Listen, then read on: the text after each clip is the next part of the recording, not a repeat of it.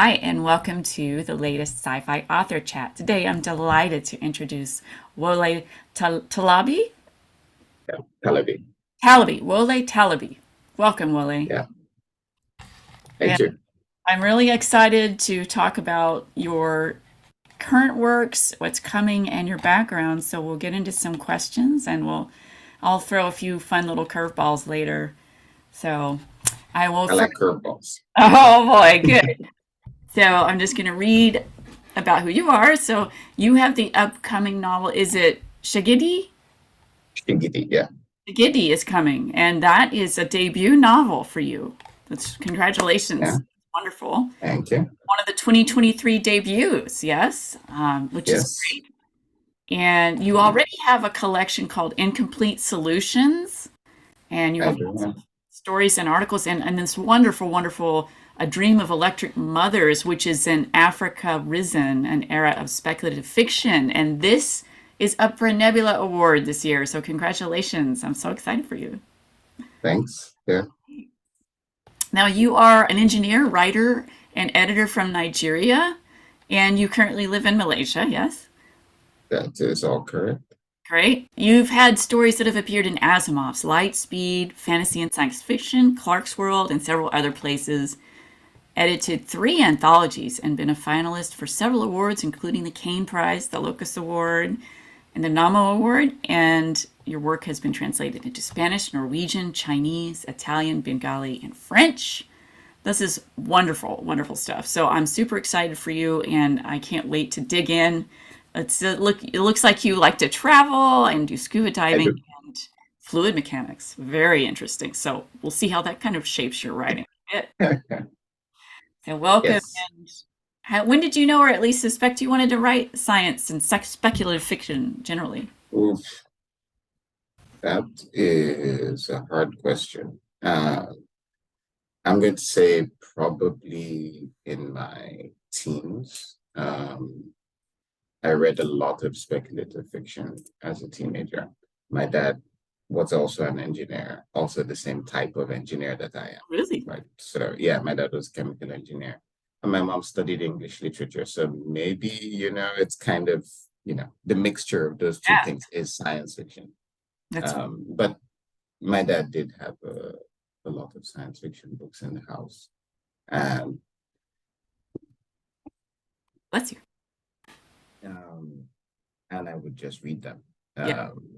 Yeah, I would just go to my dad's library and just like snatch books that looked interesting and read through them. And I didn't understand half of what I was reading because, some of it was a bit above my head at the time, but all of it was interesting and fascinating. And I especially love like the big ideas, right? Like, sometimes you read a science fiction book and it almost feels like you can feel your head expanding by trying to follow the idea or the concept of what they're doing.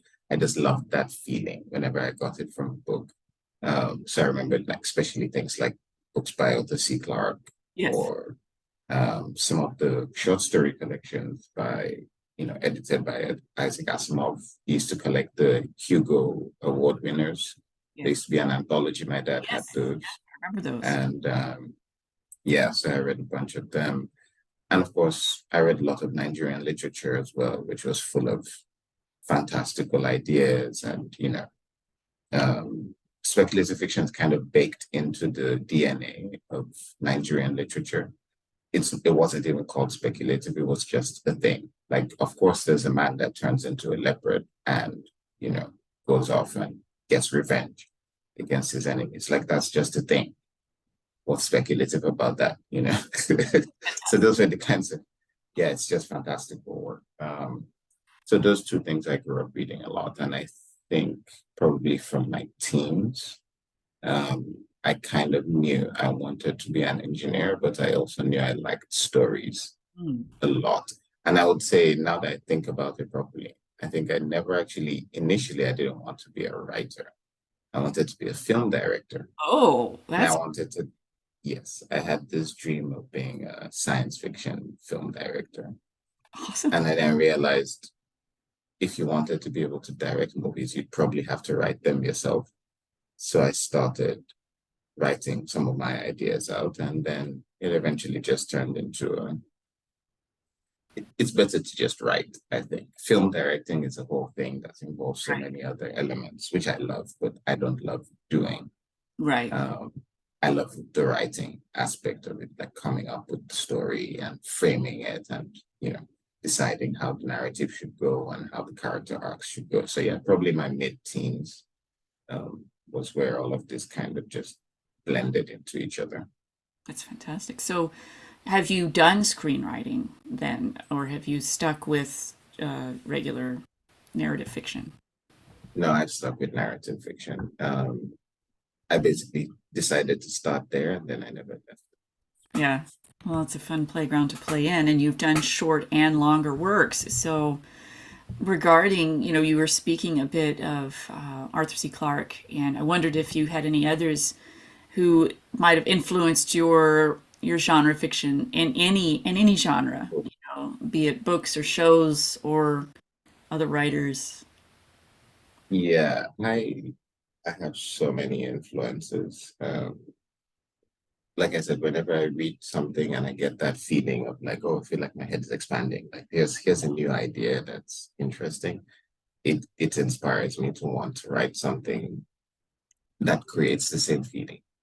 Um, so my early influences were probably, as I mentioned, Asimov, Clark, but also people like Zelazny, Roger Zelazny. I read Bradbury, and then a lot of um, African authors as well, like Chinua Achebe. Um, there's a really wonderful, maybe a bit less known Nigerian author named Cyprian Ekwensi. Uh-huh. And we read some of his books for school, but I just loved reading most of his stuff. There's one in particular that stuck with me for so long. It's called An African Night's Entertainment.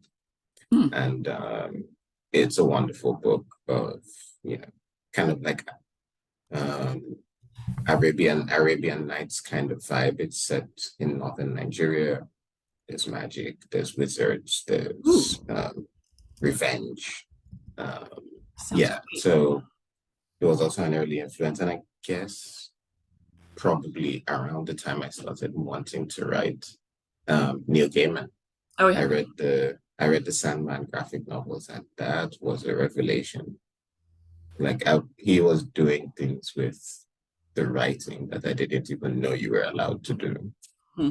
Like blending Shakespeare and personalizing concepts of death and desire, and Greek mythology, and Right. making this wonderful soup of just ideas that I had encountered and like constructing something brand new. And I think, of course, the visual element was wonderful as well. But to me, it was the writing that really made it, sing. So yeah, Neil Gaiman has remained an influence for a long time. Um, yeah, I'd say especially on my fantasy writing, like that freedom of ideas. Like you could literally take anything from anywhere and blend it with anything from anywhere else. That's Um, very, that's something I very much love to do. That's right in my yeah, house too. It's a bit of magic, isn't it, to do that? It's a bit of sorcery with words, but it's also a painting in a way. I don't know how to describe it other than how I feel when I do it. So, yes, and trying, like you said, trying to reach that sort of that way that the big idea makes you feel that your consciousness is increasing, that you're yeah, growing, your thoughts are really stretching and expanding. I just love that too. That resonates with me very much. So that's really cool. yeah. I think a lot of us, but like to me, I feel that's where most originality is. It's not so much in like, oh, here is something from scratch that no one on the planet has ever thought of. Like seriously, there's 8 billion of us on the planet, and there's been several billion before that. Do Right. you really genuinely think you're the only one that has conceptualized this very idea before? Probably not. But are you the one that has conceptualized putting several of them together in this unique combination, in this unique style? Possibly.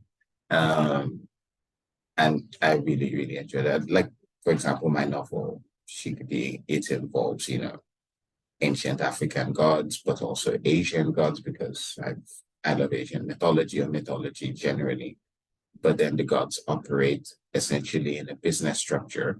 Hmm. Uh, you have CEOs and CFOs and chief Awesome. communications officers, and you have wizards and magicians, but the magic is a bit like science, but not really. So I just like that like mesh of things that seem like they shouldn't fit and trying to make them fit. Fantastic. Ooh, we're looking forward to that one very much. It sounds to add that very soon. So, and that's coming out when? This autumn? In August, yes. August August. 8th. Yeah, Yay. 8/8, August. 8/8. Oh, Easy that's to remember. auspicious. My dad's favorite number was eight, so it's Uh, auspicious to him. He was born on January 8th. So, yeah. oh, nice. Yeah. So that's Yeah, great. Wonderful. So you're also an engineer, a chemical engineer. And yeah. I'm really curious because I have a science background, although mine is in life science, but I'm curious how your science influences your science fiction, if it does at all. And I know that varies for different authors, science backgrounds. Some don't use it at all, but I am curious if you do. Oh yeah, mine's heavily influenced. And let me just say, I've enjoyed your like science articles, like especially the one Oh, for SFWA oh, thank you. on the Ecology. What? ecology and biology. Yeah, Yeah. I really enjoyed that because Thank you. I'm more of a physical sciences, not life sciences guy, but I like to think of all the But sciences, that's right? relevant to ecology because ecology uses abiotic and biotic forms. Hmm. So then you would lean into the non-living aspects of the environment. So that's one reason ecology fascinates me as much as it does. But in terms of your work, chemical engineering. Yeah, So your father was an engineer, and then you've done that as well, but you've expanded into stories with it. And I'd love to know like how you feel that has shaped your writing. I think it's shaped it a lot. Uh, and it's a constant influence, I think. Uh, and it goes both ways. Like even at work, I'm constantly constructing a narrative, Exactly. and with my writing, it's constantly that narrative. Whenever I'm coming up with stories, I use a lot of analogies that come from fluid mechanics or um, chemical reaction theory and things like that, just as a way of understanding the world. Um, So you'd see a lot of my metaphors and stories come from there, but also, even though my background is chemical engineering, I currently work for the software branch of a company in helping them test software that's designed to simulate fluid flow. Cool. So I also deal a lot with software as well, and I think that's where a lot of my current interest has been is in thinking of how humans use software as kind of an extension of our brains, right? It's basically external cognition, right? Right. We're storing information for us to understand the world outside because our brain capacity is limited, our memory is fallible. So we've constructed all these external devices from, a notebook to a computing cluster, and the way we use them kind of defines a lot of who we are, right? The way we use technology, what we use it for, what we choose to use it for. Yes, that's Um, become really relevant. that that has always fascinated me because one thing I remember is, watching science fiction movies with my dad, and at the end of it, we would always like have like a post movie discussion, and a thing he would always say was, in his view, like the history of humanity was the history of technology, uh, basically, right? And I mean, it's not purely that, but if you take up the bigger eras, the way um, archaeologists and people that look at past kind of categorize it, they do it based on the kinds of tools we were making, right? It's the Right. Stone Age, and then it's the Bronze Age, and then it's the Space Age, and it's the Industrial Revolution. And all of these are links to the kinds of technology we had access to, the kinds of tools we were using, because they defined not just what we were able to do, but then what we were able to do dictated the events of history, right? The ability to sail the ships is how we eventually encountered each other for good and bad, right? All these different civilizations meeting.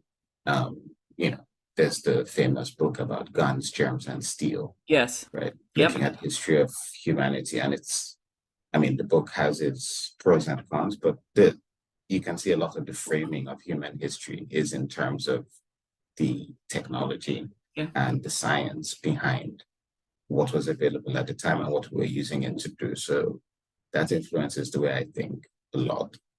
And yeah, I think especially recently, my stories have centered around um, software and the way we use it. For example, The Dream of Electric Mothers is my most recent one that's out.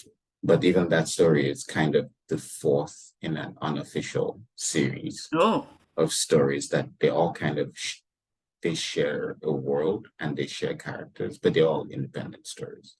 Um, and A Dream of Electric Mothers is a parallel universe version of the previous three stories Uh-huh. um, that imagines it's actually an alternate history story. People think it's a far future story, but not really. Ah. It's actually set Oh. present day alternate history, where humanity basically there was never any colonization, and instead humanity, when we encountered each other, basically took the best bits of each other's philosophy and science and technology and kind of merged it into this unique way of understanding the world, and they've used that to build these really advanced civilizations that have uh, computer simulations that are stored archives of all the people that have ever lived in the country, and they treat it as a kind of living, accessible version of the ancestors. Like a Wow. digital recording of memories. And then, like I said, I always think about, so how would you use technology like that? And they use it to consult, but people would also possibly try to abuse it. People would probably use it for their own personal reasons, and that's one of the things I explore in the story. Ooh, I'm looking Um, forward to reading that. That's so relevant right now. There's been so much talk about how do we, using AI to preserve, it's a little bit of a Black Mirror discussion going on about preserving those who have passed, and do we want to yeah, preserve ourselves in that sort of context? We're right there. I think like things are getting really interesting really fast, and so I'd love to read your take on that alternate history. It sounds beautiful and very relevant right now. yeah. Well, I hope you enjoyed the story, and I do think it's super relevant. I mean, my summary on technology is, and maybe it's part of why I like science fiction, is if you leave humans alone, we will always build whatever we are capable of building. I think we just have enough curiosity to keep trying, even when it destroys us. Yes. So we always need to have the discussion upfront. Why are we building this? Yeah. There's a tendency some of us have to just go ahead and do it. It's fine.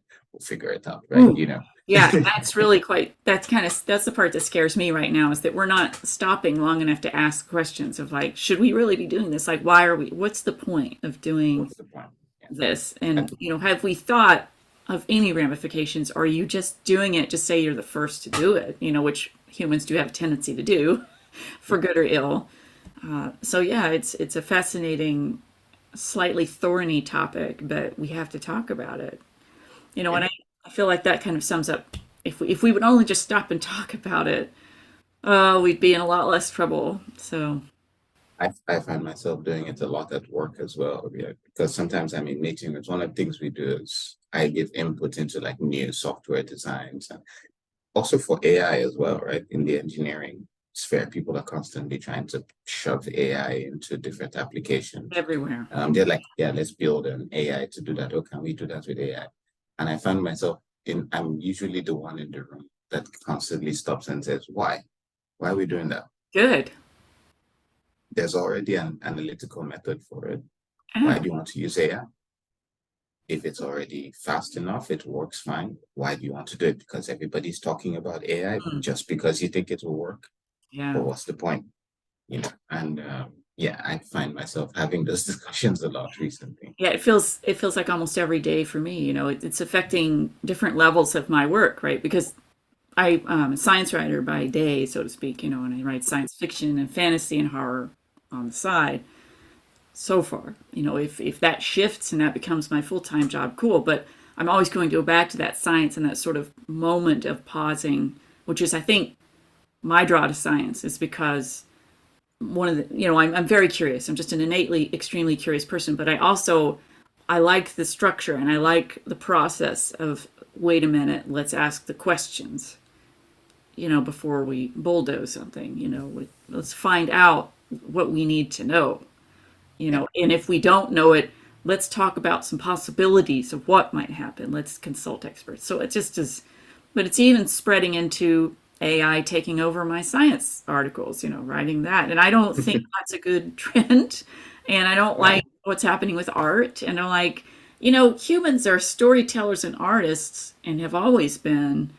Why are we so interested in letting something else take that on? I don't understand. That's where I'm really having trouble, you know. But the same is true for engineering. Like, Yeah. why are we so interested in letting AI take on engineering when we have engineers to do that work? So, getting off on that tangent, but I could talk about that all day. Me Um, too. well, let's get back to your work and talk about what can you talk about what you're currently working on? Like what's coming next? Okay. So quite a lot actually, which is why I'm Good. probably sleep deprived by the I know that feeling. Yeah. yeah. So I just finished working on a few short stories for different venues.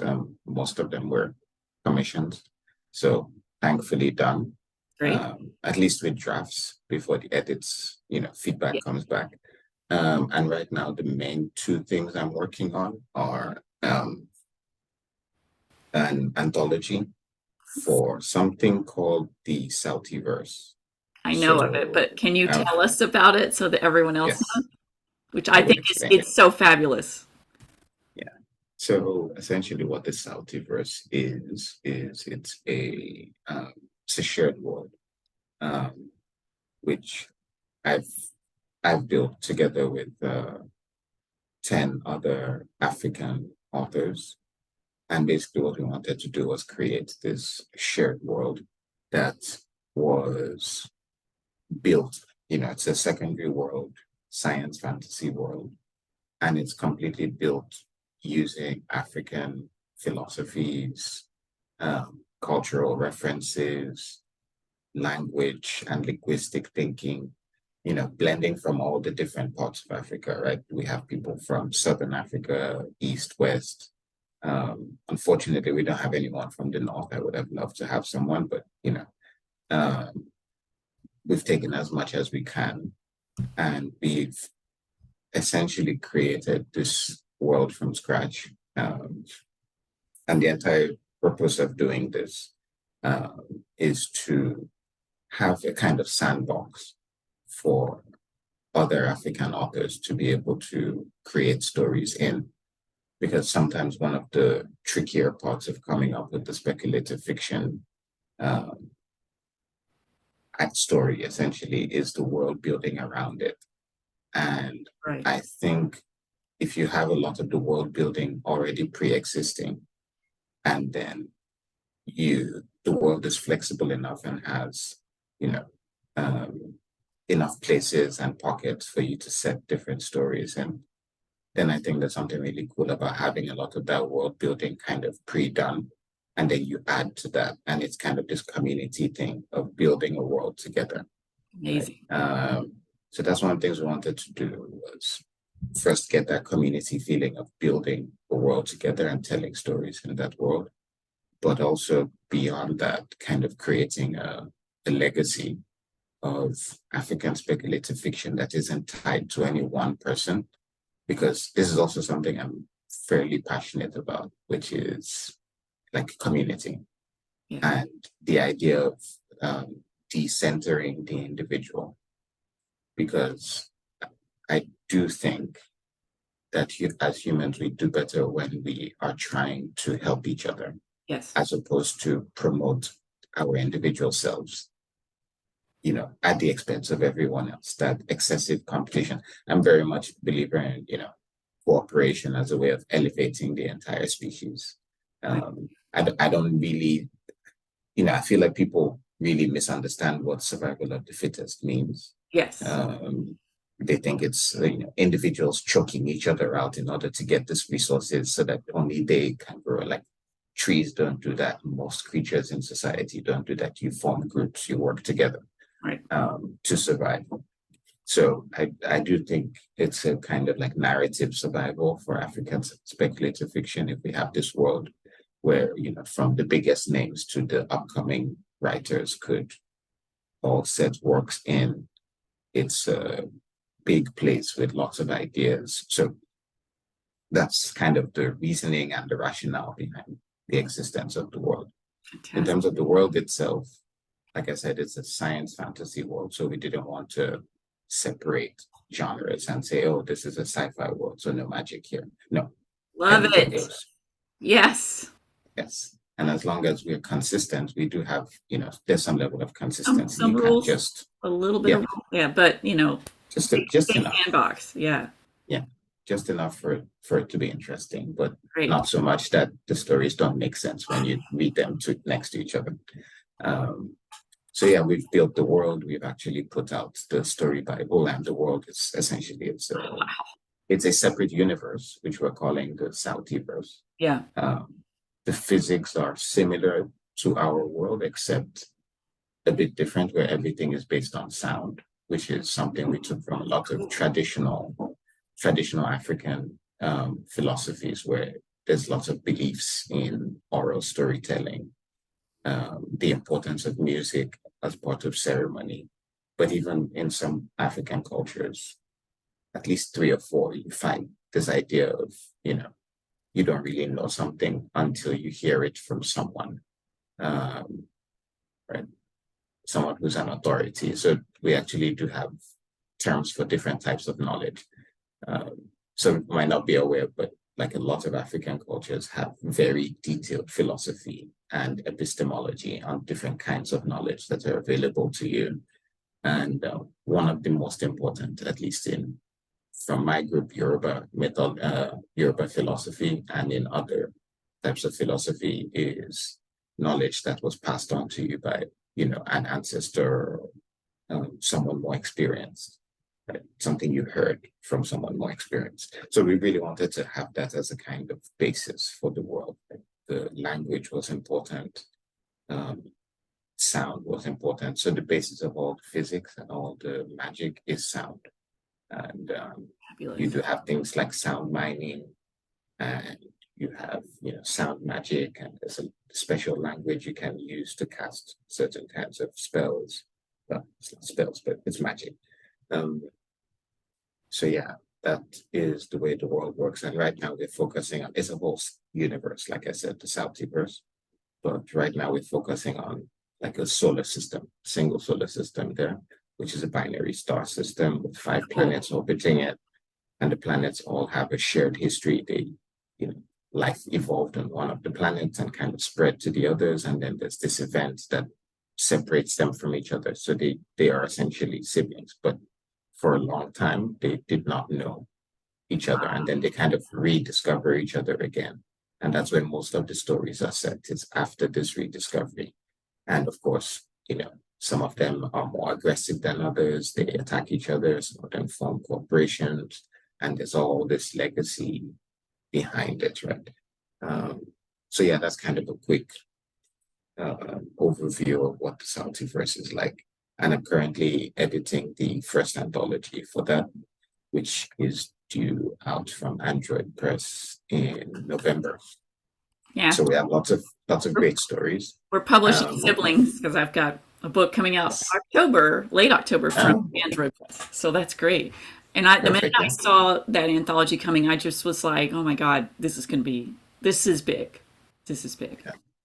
I hope so. I hope it is. And Yeah, I do think whatever happens, we've created something really unique. And one of the feedback I've gotten from, the authors that first joined this kind of wild idea that me and Fabrice Guerrier, who's from Haiti, um, we kind of cooked it up initially. Cool. And basically we just asked for volunteers. And we just had, 10 people put up their hand and they're like, we don't know what you're doing, but we'll jump in. And Awesome. I love yeah, and I'm pretty proud of what we've created, and stories are wonderful. And one of the things we're also trying to do as well with the community aspect is the um, the authors are not tied to only publishing with us, right? Like anyone, once after we publish this anthology, any African authors or anyone from the African diaspora essentially is free to pitch stories Great. in the world. And all we will do is go through it and say, is it consistent with the world? Is it Yeah. similar to something that has already been written? And if not, as long as it fits all the basic criteria, you're free, right? You go write it. You can officially call it a Saltiverse story once we kind of approve, Cool. and you can sell it anywhere, That's and amazing. the whole idea becomes, the Saltiverse itself hopefully becomes a brand and something recognizable in the African speculative fiction world, or as an element of the foundational element of African speculative fiction that everyone knows. So I'm hoping my ideal case is 10 years down the line, some young African author just graduated from university and is trying to publish their first science fiction story, and they set it in the Saltiverse because they've maybe grown up reading Saltiverse stories, and they send it to, you know, FNSF thinking, I'll never get in, but let me try. And the editor at FNSF says, oh, it's the Saltiverse. I know what this is. I know the ideas. I've read 6 or 7 stories from other authors set here. They were cool. Let me see, you know. Awesome. And hopefully that's kind of the ideal case scenario. This is fantastic. I can't wait to read this. I just can't wait. This is one of the most exciting things I've ever heard in speculative fiction Right. or in Well, fiction generally, because it doesn't even need to be speculative, right? And that sort of blending of genres and everything. We don't. I'm the kind of person that I'm going to write what I'm going to write, and if you want to pigeonhole it or whatever, that's on you. But that's not what I'm going to do. I'm just going to yeah. tell the story however it's. So there's magic and there's science and there's all this mixture, right? So, but God, I can't wait to read this. So I'm super excited for you and delighted for everyone who will be writing in the Saltyverse. So this is a Thank you. big deal. So you've got that going on. Yes. Is there And something else going on? yeah. So the other thing I'm working on, which is my second novel. Um, so working on that as well. Is that standalone or Hopefully, is that a sequel? oh, it's a standalone. Okay. It's a standalone, and then I might do a sequel to Shigidi, but we'll Yeah. see. Mm, I'm still mulling it over. yeah. Actually, I'm 90% decided, but I like to say I'm not. Yeah, uh, I know. so just so no one holds me to the fire about it. Yeah. But no, the second novel will be a standalone science fiction novel set in Nigeria, and it's based on an idea I've kind of been working on off and on for about 10 years. Cool. Uh, so I won't say too much about that, except that yeah, it's a science fiction novel Great. set in Nigeria and South Africa, and it's mostly focused on memory. Ooh, Uh, so that's yeah, really cool. that's Super exciting. hopefully, yeah, hopefully out either late next year or actually no, probably most likely 2025. Yeah, Yeah, I know. That's everything's kind of trending that way at this point. yeah. So we talked about blending genres and things like that, but I am curious if we were to sift them out, did you have any special subgenres of spec fic that are your favorites? Like favorite No, and flavors of sci-fi and fantasy, let's say, or horror for that matter. yeah.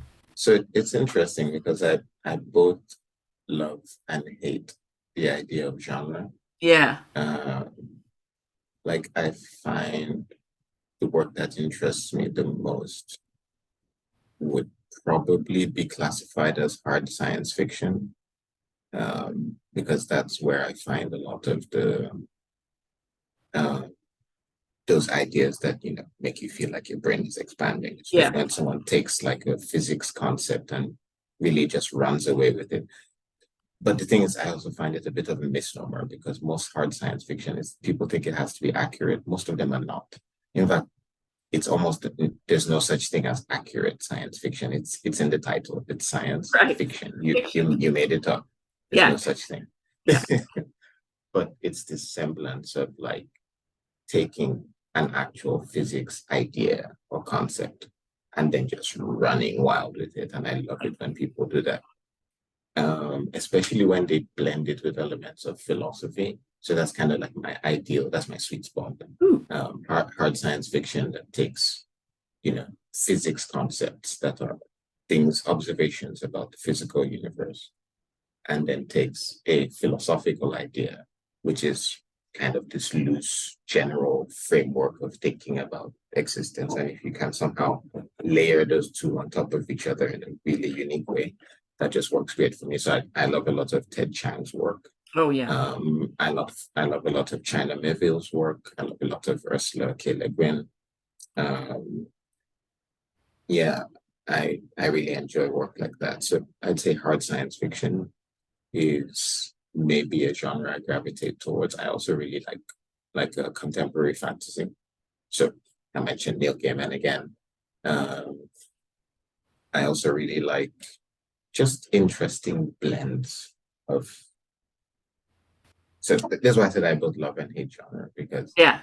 as much as I love hard science fiction, I also love it when people take what seems like hard science fiction and then just throw something completely unexpected in there. Guilty. Um, yeah, which is great. It's it's Yeah, it's that I wonderful. love the curveball. Oh, Yeah. oops,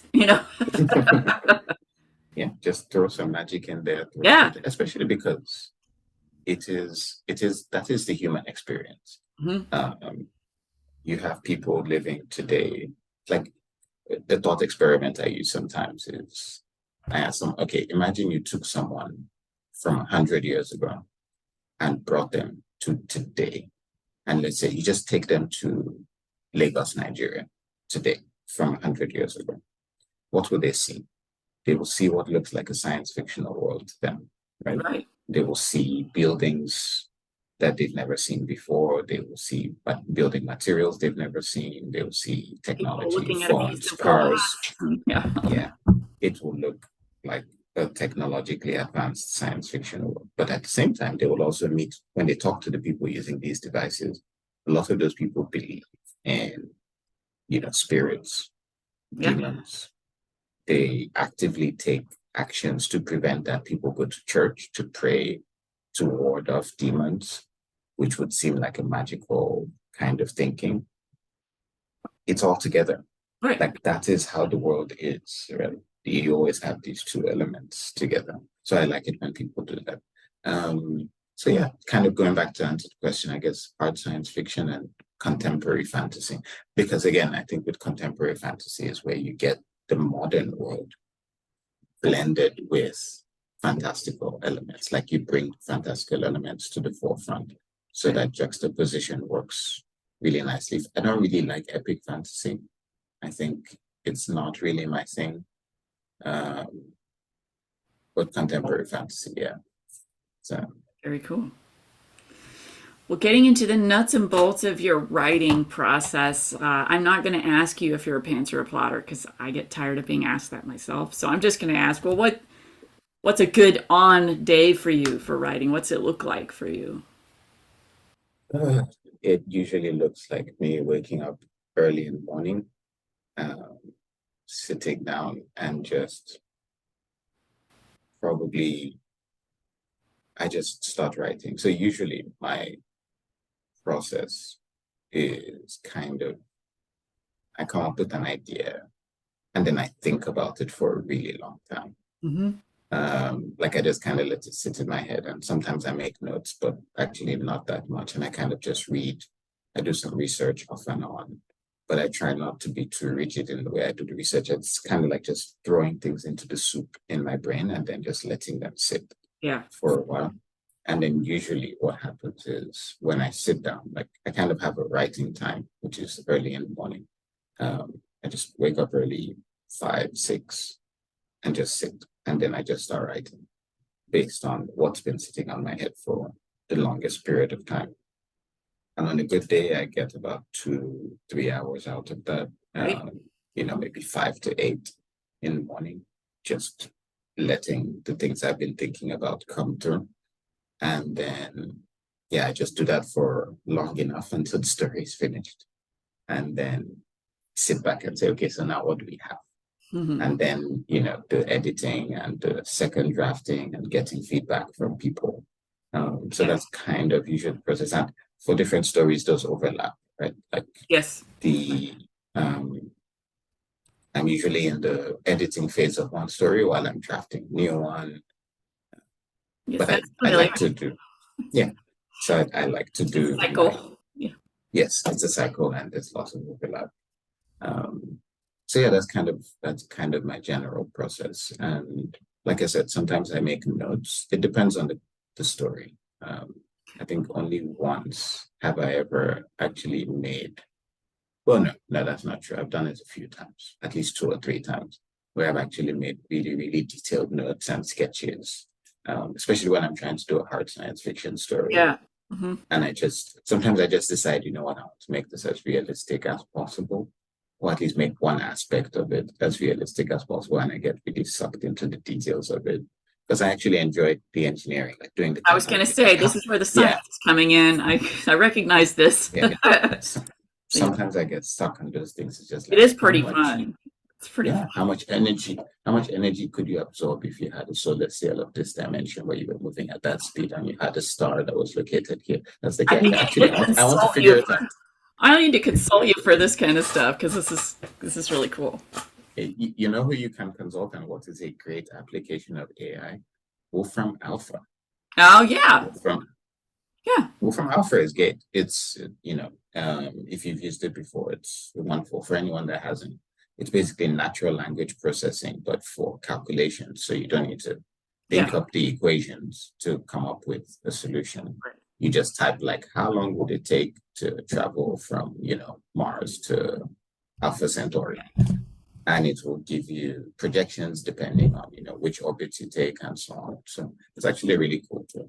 Yeah, and I think I probably need to use that for this other story that's kind of been cooking for a while. That is not one of my. I'm not contracted to do it, but I keep coming back to it because it's a tough one, just kind of emotionally tough to write. But there is some serious physics that I need to have addressed in it, so I might use it for that. Thank you for that reminder because I'd forgotten all about it.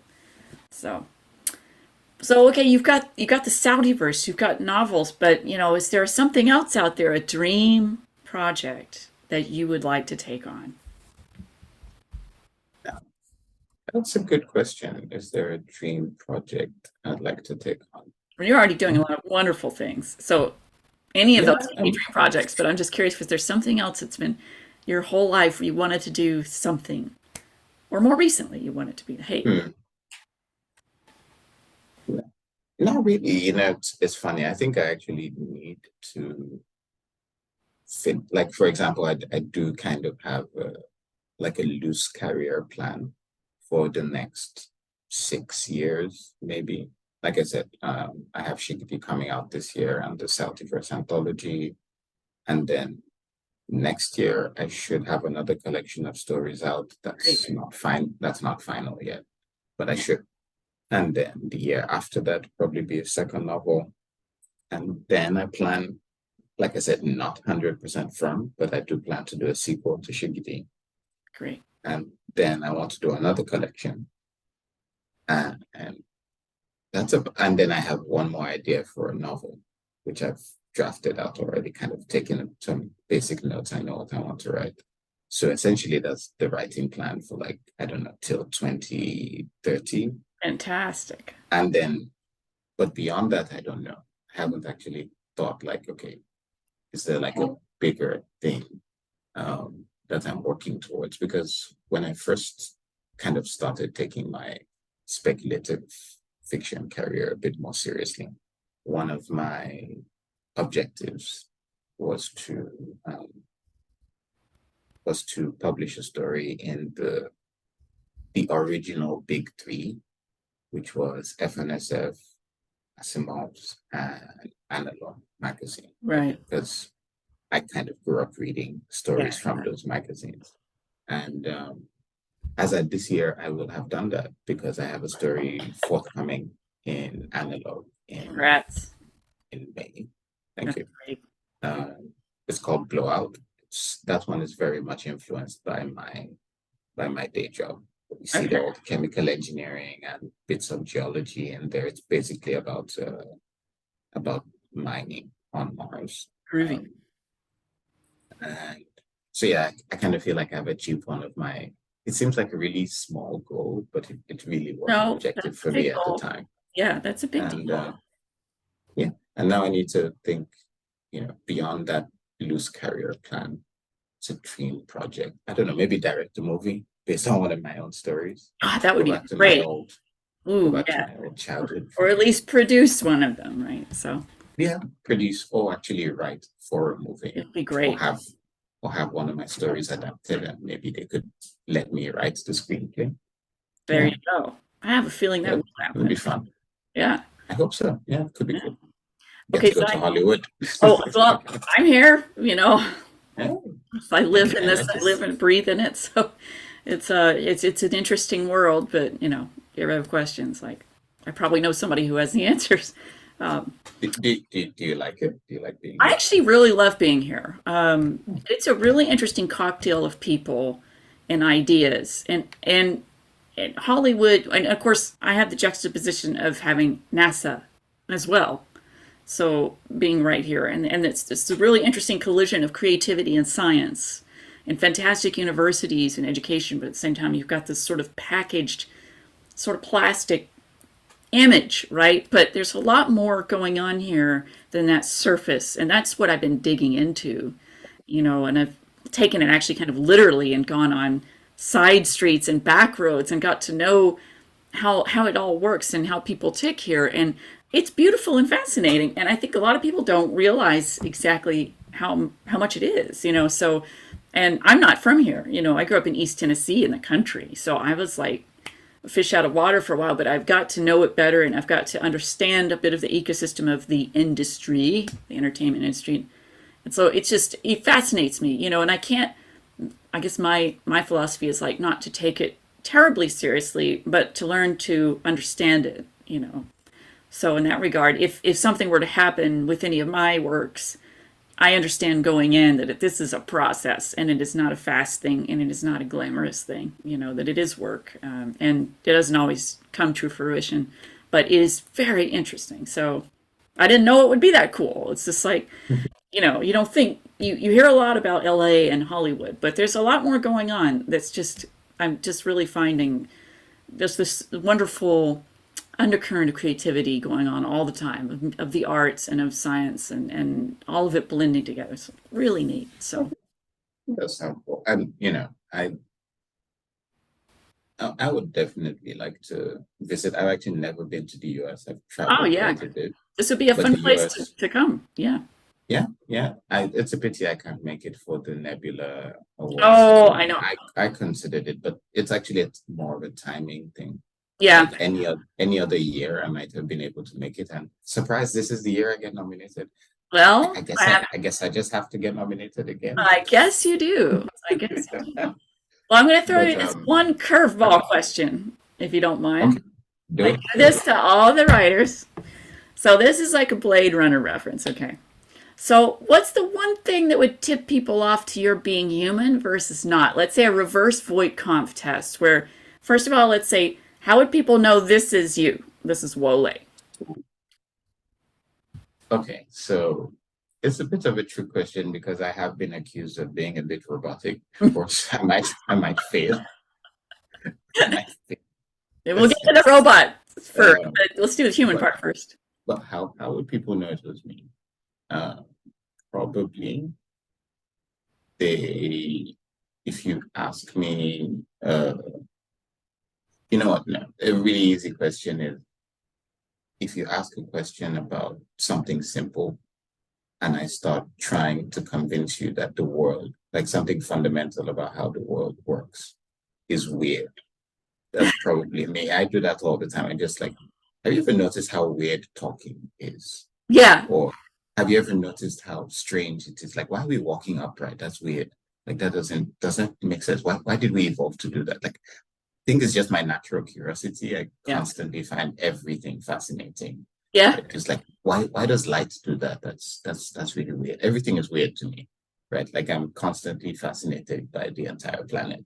Maybe that's why I'm an engineer. yeah. Like I think yeah, so. if you ask me a really simple question and I started doing the whole like, yeah, that's nice, but it's weird, right? Like, have you ever thought about how weird it is that you can actually talk to somebody on the other side of the planet? Like, oh, what are time zones? Like, time zones are weird, right? Oh, Like, totally. that's me. Then, The then arbitrary it's me. constructions that we have, the constructs. Yeah, Okay, so yeah. now you're the android, and how, what would be the way that you're a replicant or Would be a giveaway that I'm a replicant. I'd probably start. I don't know. What would a replicant say? that's a uh, weird question, I know. the problem is I'm not actually a replicant, so I don't know what they would say. That's exactly what a replicant would say. Oh, okay. I'm sorry, I couldn't resist. Good one. Yeah, that's actually probably what a replicant would say. They would try very hard to convince you they're not a replicant. Uh, or they would realize that you would think that if they tried to convince you too hard that they were a replicant, you would realize that they were a replicant. So they would actually try not to convince you too hard, but then you would start to think they were a replicant because they were not trying to convince you. You see, it's a whole thing. Then it becomes a whole Yep. everybody. Then it's spiraling out of control, and then you start to question your own reality, and you're like, "Oh God, maybe I am a replicant or not. I don't know." Yeah. Or maybe I'm a replicant of a replicant in a simulation about replicants and they're testing the software. Right, which we can't disprove, right? Yeah. But if somebody It's was like, "Okay, you seem really robotic about, say, one thing," what would that thing be? Oh, I think it's probably about trying to understand, like, this frustrates my girlfriend a bit. But like trying to understand emotions and Mm, why we do certain things. Like I'm the kind of person that would be like, I understand what we're feeling right now, but why? Like, let's try to figure out where these feelings are. Maybe I don't. Maybe that's a human thing because it kind of sounds yeah, like psychology a bit, right? But I'm again, it's probably linked to my fascination with how everything works, right. including it's like, yeah, I'm angry. Why am I angry? I'm the kind of person that would do that to myself. Like I would ask, like, why am I angry about this? Like, what led up to this? Was it something that was happening before? Uh, is it now and then I try to break it down and try to Yeah, explain how I'm feeling, and it's almost never received well because when people are feeling things, they just want to feel it. The last thing they want is for you trying to explain it to them or that's to pretty explain. true. So, um, Well, that's yeah, a cool answer. And honestly, I wish more people would maybe. do that and be like, "Why am I feeling like this?" Because that would solve a lot of problems. I think. I think so too. I find it's helped me, it's stopped me from overreacting to a lot of things, right? Because I've been in situations where someone said something and I was like, I'm just going to do something to you. And then I feel this intense anger and then I catch myself. I'm like, wait, why are you so upset about this? Stop. Why? It's Yeah, because they said something that maybe it's partially true and that's why it's upsetting you so much. So maybe they're partially right and maybe you should not be so um, bothered by this and like don't overreact. And then yeah, I take a step back and I'm like, okay, yeah, okay, fine.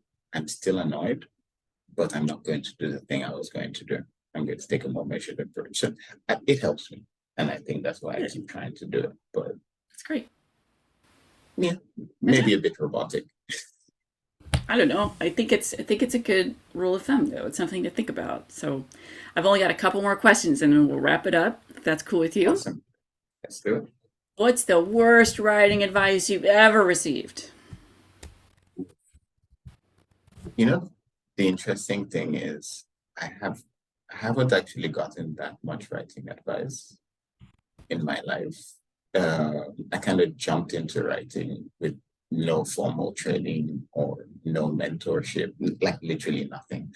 I just started writing for websites and like reading and reviewing stuff and like just Yeah. kind of figuring out what worked as I went along. So I think maybe I've been lucky or unlucky and, you know, inherited some bad habits.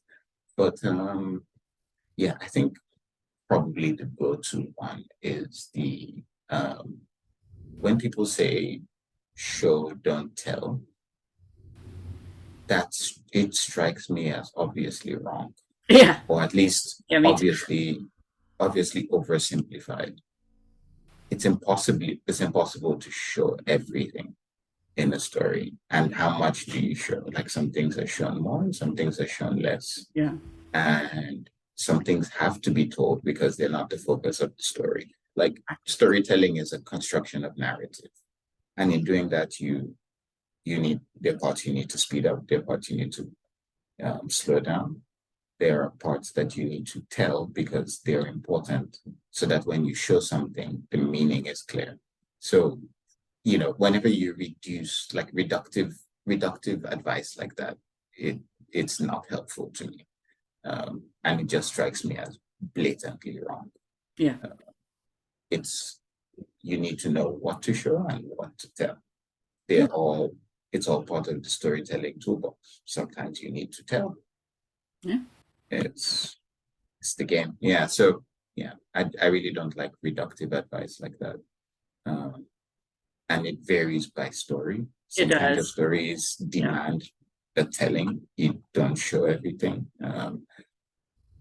It also depends on which storytelling tradition that you're coming from. Very true. Um, there are many storytelling traditions where you don't necessarily delve into the interiority of things. You don't go into too much detail. You're going more for broad fabulous style, which means a lot of telling. Yeah. And if it works, it works. So Yeah. Very good. So if you were wanting to talk to an upcoming writer and who's just starting out, what would be the advice that you would give them? read a lot and read everything. Um, I really think that is probably the only, like if you talk to 1,000 authors, you'd probably get 1,000 different variations or different pieces of advice. And yeah, there's some things that are common and overlapping and so on. But I think the only thing, at least in my experience, that all good authors always say is that they're all readers as well, right? They came to writing, like writing is kind of like the final form of a reader. It's like we're the ultimate super fans. We're the ones that read something when we were younger and like, I'd like to do that. And Exactly. you just keep doing it and Yeah. keep doing it until you become the one that other people are reading and then they want to do it and you keep, you know, going along. So I think it's impossible to be a good writer if you don't read a lot. And I already mentioned the idea of blending genres, even beyond genres, like combining ideas. Where do those ideas come from? A lot of it comes from reading things that seem like they're unrelated and observing those parallels, right? Even it Yes. could be a metaphorical parallel, it could be a structural parallel, it could be all sorts of things. And you see, like, oh, this kind of looks like that. Oh, this kind of is similar concept to what we do in filmmaking versus in, you know, lithium mining. It's like, oh, what if this, but with that?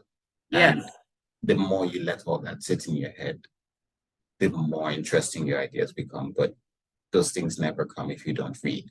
So I think I've encountered a lot of younger authors that try to rush the process of becoming writers. Maybe, they've read a few books and they like the idea. Maybe they like the idea.